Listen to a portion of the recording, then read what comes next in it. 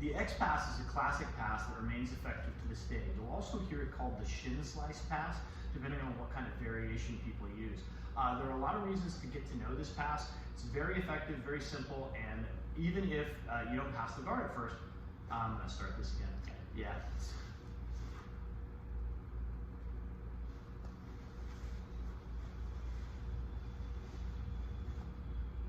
The X pass is a really effective pass from standing.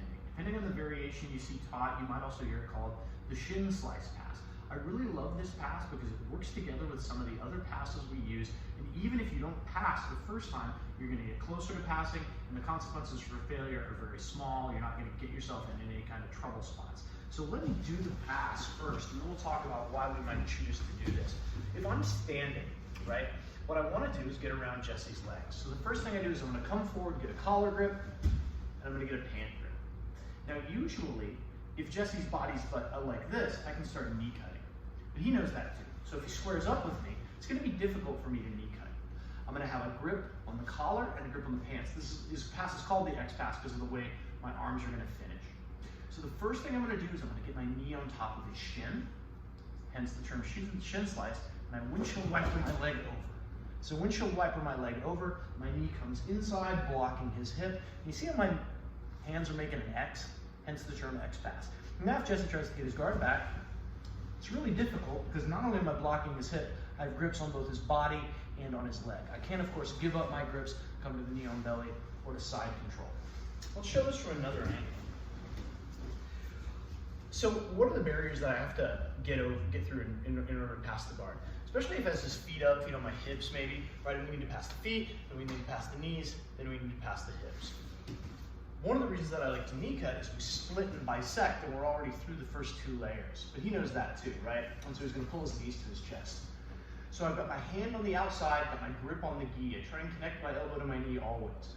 My knee, and I'll show you this from another angle too, turns down. And now if Jesse tries to use his leg, I kind of got him pinned, right? So now, as my knee is pinning his heel to his butt, I windshield wipe my leg, and I connect my elbow to my knee again. Come into this shin slice pass position.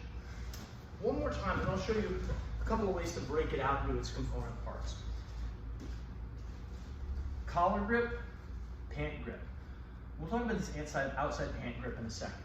This time I want you to watch this leg, my lead leg in case my right leg, or in this case my right leg. If I can get my knee down on top, you see how I'm pushing his heel to his butt? That weakens his position and also allows me to then post on my knee and circle it around.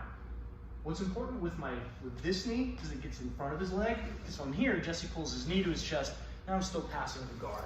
I want to always block his guard in as many ways as I possibly can. So I'm going to do it one last time, but first I'm going to talk through why I would choose to do this pass. There are two main reasons, other than just this is a pass that you become familiar with and you get good at it. You always want to have the ability to pass with whatever grip configuration is easy for you to get. So if he gives you the pants, you always want to be able to pass with pants grips. If he gives you the collar, you want to be able to pass with collar grips.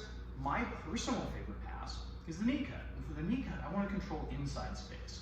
So I want to either get the collar or put my hand on his hip and push this knee down and start knee cutting. Problem is, guys are good.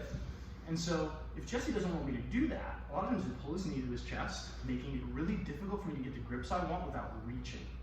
And sometimes guys are really good at breaking your grips. And so if he doesn't want me to control the inside space, sometimes the best I can do is an outside pant grip. If I do get that outside pant grip though, it's not good for taking his leg in this direction, so I can knee cut. It's really good for pushing his leg in this direction. So if that's the case, if I end up with these grips, I'm probably going to take the pass of least resistance and X pass.